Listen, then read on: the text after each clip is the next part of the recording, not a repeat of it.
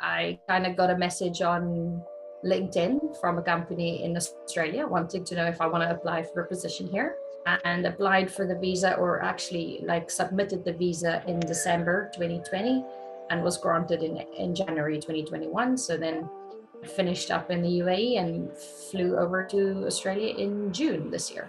I'm Dr. Shamanita Blanche, ex-corporate and academical turned CEO and board member of several companies and mother of 4 little extraordinary kids. But it wasn't that long ago that I lacked the confidence, the know-how, and the time to focus on designing and really going after the life that I so wanted to live. A life of freedom, of fairness, and of being fair dinkum to who I really was and what I wanted to get out of this fleeting time that we have on Mother Earth. Fast forward to many lessons learned and moving halfway around the world to the most amazing country, you'll see the life that I now live. One that gives me more safety and freedom than I ever thought would be possible, and that really only existed as a daydream while I was living in South Africa. I created Shamini TV to give you true spot advice on how you can also live a life in this amazing country, and so that you can see how another couple like us now live in Australia with 4 little kids here in Down Under. And I'll be providing you with step-by-step strategies so that you can make your Aussie dream a reality too. If you're a keen future Aussie who's looking to create a life that excites you and offers you safety, freedom, and opportunity, you have come to the right place, my friend. Welcome aboard.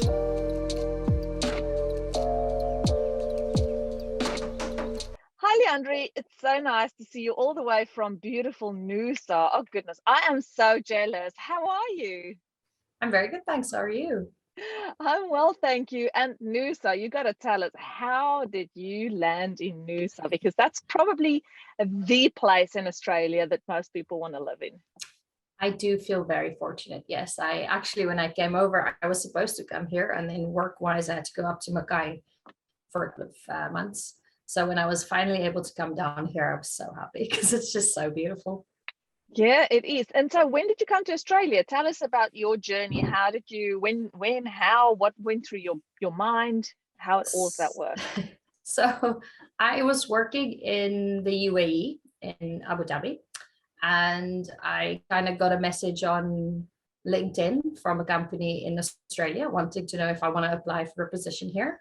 So it kind of out of the blue, and it was unplanned. I applied for the job. I think I had my interview in December 2019, and then got the official employment offer in January 2020. But as we all know, then COVID struck and things kind of came to a halt. So as they kind of started to figure out whether or not immigration would open up again and allow visa applications, I started my process around July to get my documentation ready, and applied for the visa, or actually submitted the visa in December 2020 and was granted in January 2021. So then I finished up in the UAE and flew over to Australia in June this year. Wow, that's interesting. Okay, so you've been out of South Africa for about 1.5 years, yeah? I've been out of South Africa for just over 5 years. Oh, sorry. I'm just thinking about when you started with your visa application. Yeah. Okay. And then UAE. Excuse me. So what do you do for a job that you traveled to the UAE to go and work there and then made your way here? I am an occupational therapist, so it's quite a sought after job at the moment, which is great for me. So that's how I ended up going to the UAE, working in a rehabilitation hospital there, and then came here as working in aged care at the moment. Mm-hmm. And what did you do in South Africa, assuming the same? And did you work in South Africa a long time before you left? Well, I guess it depends how long you want to say is a long time. I worked, when I finished my studies, I did my community service here in the Eastern Cape. And then I worked there for just over a year. And then I moved to Bloemfontein, where I worked in a private practice for about 2.5 years. And then I moved to the UAE. So I don't think I was an essay that long working wise. Yeah, you've been working out of South Africa for longer now than what you worked in South Africa for. And Yeah. like, what are you here to stay in Australia now, or do you have plans to move elsewhere, or what does Leandri want to do? I do not know what I want to do in life. I get very antsy very quickly. That's why I move around a lot. So I went to the UAE because I love to travel and I wanted to have a better opportunity to do that, which was a brilliant decision to make. And I do like Australia, and I always kind of wanted to come here. I was here once for a holiday, and I thought I liked it, and it's quite a nice place. And after you've lived in the desert for that long, in 46 degrees, and for most of the year, you're looking for a place where you can actually see some greenery and be outside without wanting to die. Yeah. So it seemed like a good idea when the offer came up. So I intend to stay here for a while, but I might move around a bit as well. It's the plan for now is to be here at least. And is Leandri alone, or do you have somebody moving around with you? No, it's just me, so it makes it very easy to decide where I want to go. Yes, and light baggage. So do you travel with a bag or with a container? How did you move over? When I came here, I actually think I had about 4 bags. I bought too many things in the UAE that I couldn't let go, so I had to bring quite a lot of things with me. With my traveling as well, you tend to buy some stuff that you have some sentimental value to, but I didn't bring any big stuff like furniture. It was literally clothes and things that had some value to me that I couldn't necessarily just come and buy here, because it's so expensive to ship. And with the Australian, I actually had a box left in the UAE full of stuff that I couldn't fit into my suitcases. So I was planning to ship that box, and it was only one box, that was a 30 kg box. I ended up not being able to ship it here because it was just the paperwork and the red tape to get everything here. Most things they want to know where it was manufactured, what date, and I don't have that information. So I ended up just sending it home to my parents and said, I'll fly it on in my bags as I go home to visit. Tell us a little bit about your occupational therapy registration, firstly for the UAE and then into Australia. Obviously, you had to register twice, well, 3 times. First for South Africa, then the UAE, and then here. How was that different from country to country? And do you have any tips for other occupational therapists wanting to make the move to Australia? Well, South Africa, obviously, that's quite easy for us as it's kind of part of when you study. So I couldn't really tell you. I understand that if you're coming from outside to South Africa, it's a very difficult process to get registered. So for us as South Africans, it's quite a straightforward. You finish your degree and you just kind of pay the fees. And I do keep mine active because for most places, they do want your home registration number. So it's best not to cancel that because most places do still want you to give proof of registration in your home country. And of course, if you ever wanted to go back to South Africa for whatever reason to go work there again, if you didn't keep it active, you pay quite a bit of fines. So it's best to just kind of keep it running. To go to the UAE was, to be honest, quite a simple process in all fairness. It was because of South Africa is considered a Western country. So you don't have to write big examinations or work under supervision. As occupational therapists, it used to be an oral exam that you had to, the company would fly you over to go do the exam, which I used to be an examiner when I was working there as well to do the examinations, which was quite interesting. But I know the process have changed now. So now it's an online multiple choice questionnaire that you do. And once that's done and you've passed the test, essentially it's all registered and you can start working. Everything is linked to your employer though. So your employer in the UAE is basically, if you leave them, your visas has to be renewed with the different company. The registration has to move over, but it's an easier process than what some people might think. Also, before it used to be all paid by the employer, so you literally could just show up. Where now I think they have you pay it beforehand, and then you pay the employer will reimburse you once you're through the process, which is easy. Coming to Australia, is a bit more difficult. So you have to go through the old skills assessment. So for OTs, it's divided in stage 1 and stage 2. Stage 1 is basically what they call a desktop assessment. So that's where you send all your paperwork, your proof of your degree and your transcripts and all those things. And they decide then essentially they feel your degree is on a level that they find equivalent to their levels. Then when you arrive in country, you basically work under supervision. So, and you also get paid less because you have limited registration to work in Australia. So you have to complete supervision with the supervisor, which your company has to make sure that they have a registered supervisor for you. And you have a very large document that you have to complete, and there's lots of milestones you have to complete. So it's a bit more of an administrative task than it would be to go to the UAE or for us as South Africans in South Africa. But you had no issues once you had all the paperwork in place to register as such? No, I didn't have any issues. I am currently still under limited registration, so I should be handing in my final reports in the next month or two, and then it takes a couple of months again for you to get full registration. Once you have full registration, then you're basically covered, and then you're supposed to be paid the same as other occupational therapists in the country. On limited registration, I'm not sure if that's a legal requirement or not, but they do seem to pay you less because you're only on limited registration. Interesting. Okay, and how is the work culture different for you between the 3 countries, if at all? Well, I work in such vastly different sectors that it's difficult to really compare them.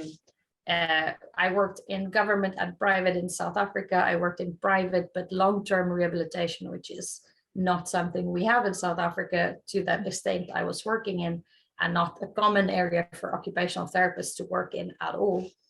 And then coming here, I'm working in aged care, and we're doing predominantly pain management. So it's all completely different.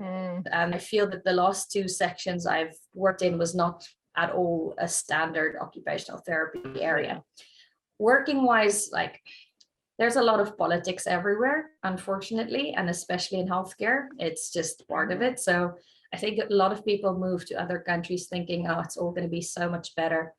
And to an extent, yes, some services might be faster or quicker than what we're used to at home, but you still get the same politics everywhere. So it's not, people should expect that it is nice to move here, but don't come with that naive idea of, it's all sunshine and roses. You will have the politics still, but the people are very friendly and accommodating. So I can't complain at all. Well, that's right, but people are people. So whether you live in South Africa or America or the UAE, it does not matter. You have people who want to challenge some things, and people who just are generally not liking that somebody else tells them what to do, and that's just human nature. So there are all these things that us as people have to work out and work together with, if we are working together in an organization. So yes, politics in the workplace will always be there, I guess, but as you say, you've got some other things that you are privileged to have here in Australia that you did not have in, I'm not sure about the UAE, but definitely in South Africa. And I know that the government, for example, in Australia is a really good payer of aged care facilities. So there's a lot of subsidies that goes along with it, and our aging population are very well looked after here in Australia. And I'm so glad that you're helping to look after them, because they're such an important part of who we are and what we do, and they got us where we are at the moment as Australia. So tell us a little bit about how you have settled in, because it's only been 3 months that you've been in Australia. It's only been a few months, and because I was moving around from North Queensland and then only coming down to Southeast Queensland, I think a month and a half ago. So I'm still very much settling in to the area. And if the one thing I can say without a doubt is just make sure if you come here, you have the money to buy a car and just get that done. Because renting cars here is so expensive. And it's there's lots of public transport everywhere. And I think if you're in a big city, it's definitely easy. But if you're in smaller regional places, buses don't run every couple of minutes. It's every 20 or 30 minutes. So it makes it difficult for you to be able to get around to work and wherever else, depending on your schedule. So having a car makes your life so much easier. So that's helped me to kind of be able to drive around and see the area. And I've gone all around to do all these little hikes everywhere in the forests. And it's just, there's so much to do in this area for you to be outside that I just load my bicycle in the car and I drive down to the coast, and then I can cycle down the coast. It's so nice. Oh, Noosa, it's so beautiful. I hope you're going to share with us lots of pictures that we can just insert here for people to see. Okay, but you started off in northeast Queensland. Where was that, Townsville or? I was in Mackay. Mackay, okay. Yeah. Oh my goodness, Mackay is just incredibly beautiful. Did you go to all the islands? Did you visit? It was beautiful. I had gone there before, so I didn't go back. But it's a beautiful area.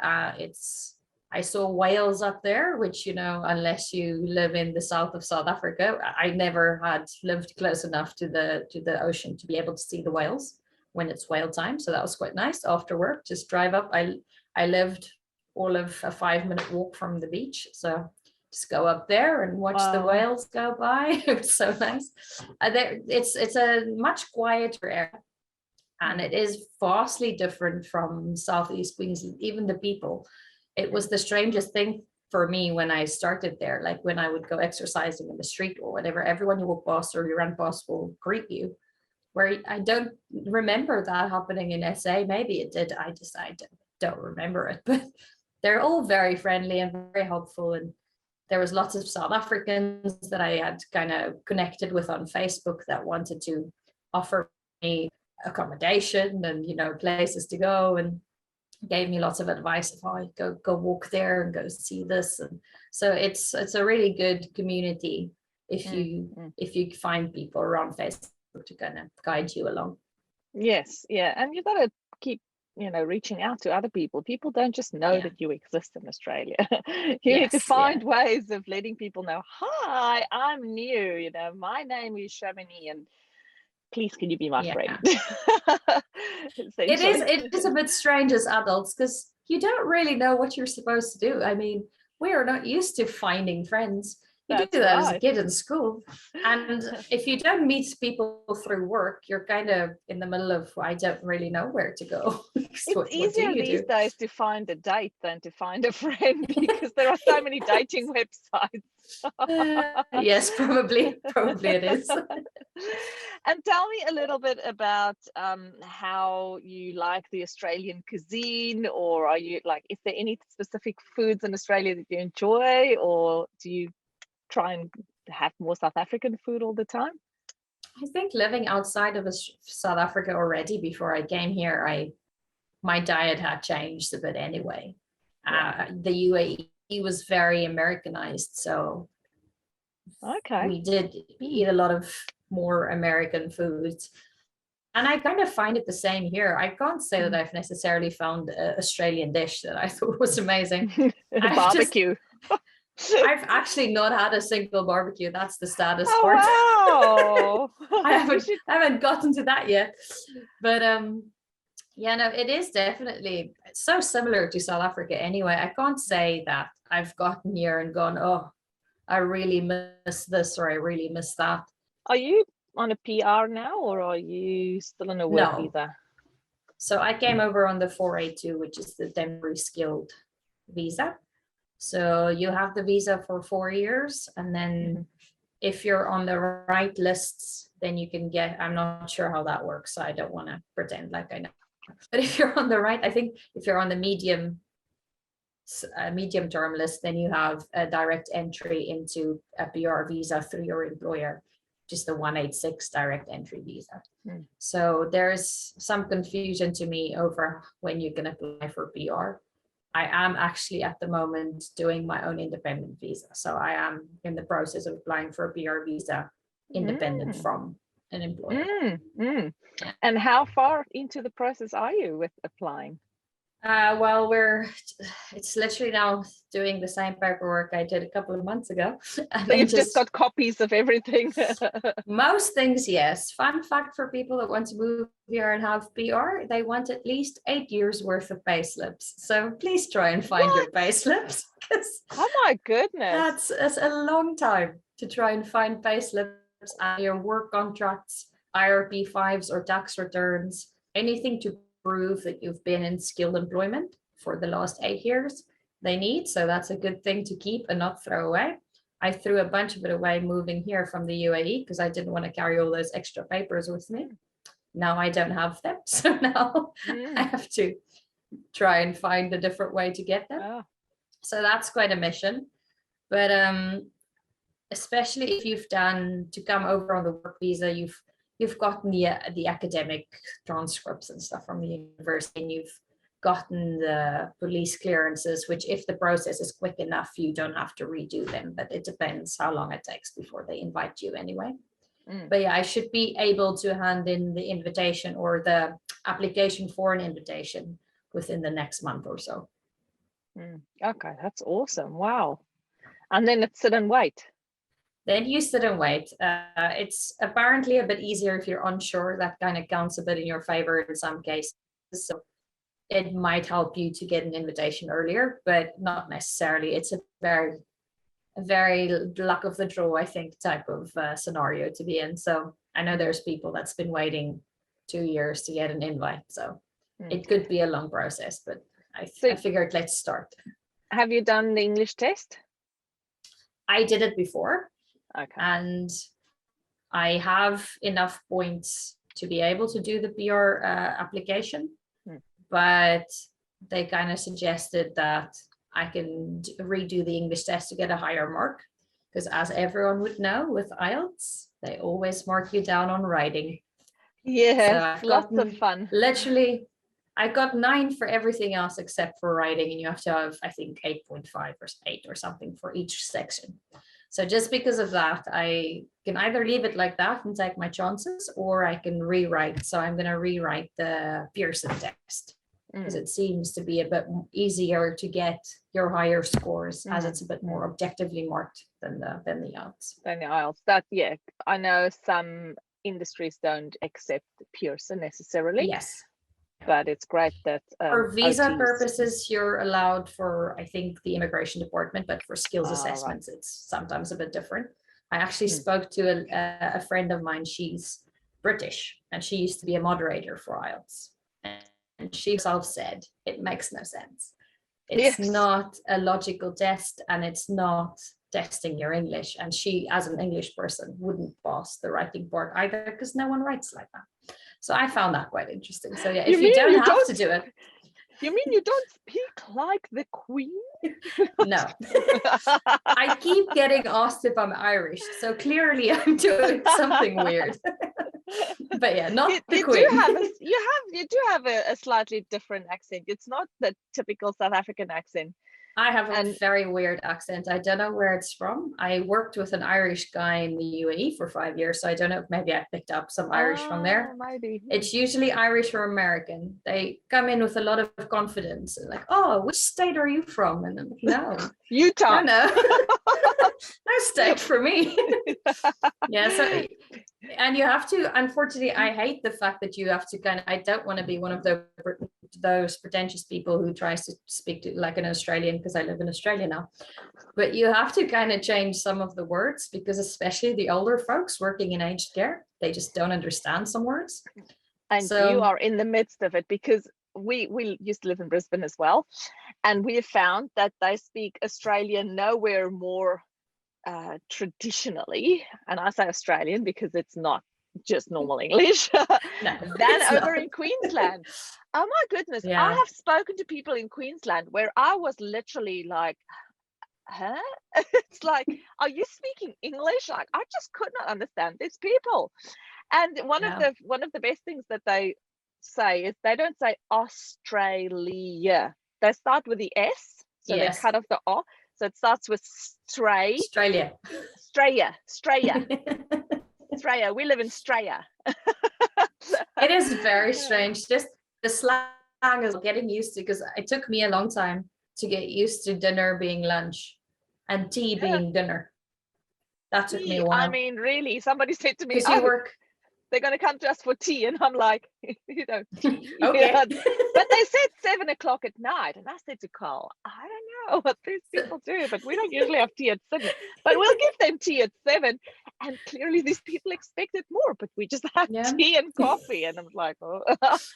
I thought because I work in aged care, a lot of the people have dementia, so I was like, this poor lady's so confused. She thinks it's dinner time already. It's only lunch. It took me a while to realize, no.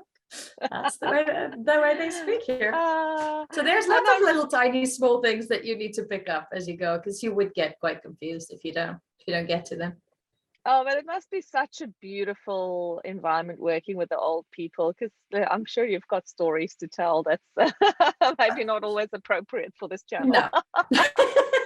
Most of them not, but no, you do learn quite a lot. I think it's one of the best populations to kind of deal with if you want to know about Australia and learn about Australia, because there's nothing they enjoy more than telling you about their country. And so anything you want to know or you don't understand, they can just go ahead and explain it to you, and it's great. So that's helped a lot. Oh, that's beautiful. Yes, and they have the world's time.